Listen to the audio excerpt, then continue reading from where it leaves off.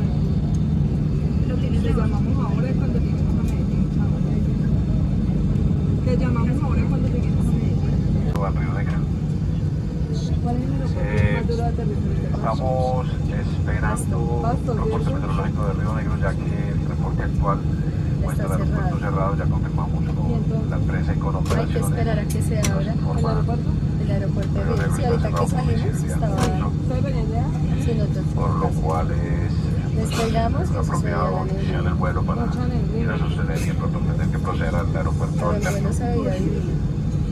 Vamos a esperar un reporte que saldría a las 7 de la mañana, a ver si hay alguna mejoría. Cada 30 minutos sale. Con condiciones peores de las que estaban en el reporte actual. El aeropuerto está cerrado, hay un pronóstico que a las 8 empieza a operar, 8 y media. Entonces por tal motivo vamos a regresar al gate y ya con las personal de tierra nos informan si vamos a permanecer en el avión o van a desabordar. Ya les informo qué decisión van a tomar respecto al abordaje, al desabordaje. Por su atención y comprensión, gracias.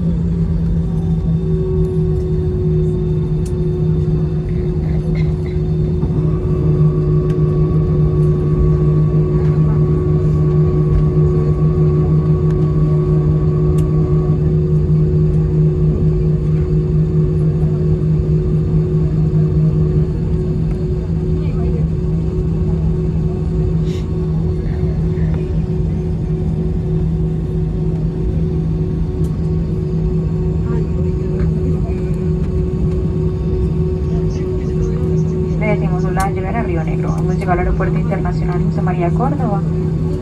Por seguridad, esperen sentados y con el cinturón de seguridad abrochado. No se apresuren a abrir los compartimentos hasta que el avión se haya detenido completamente. La señal del cinturón se haya apagado y la zona sea llamada para desembarcar. Nuestro equipo en el aeropuerto los asistirán todo lo que necesiten. Antes de irse, revisen que lleven todos sus objetos personales. Ya pueden utilizar su celular. Los invitamos a visitar avianca.com, donde encontrarán información y nuestras mejores ofertas para recurrir el cielo en ojo.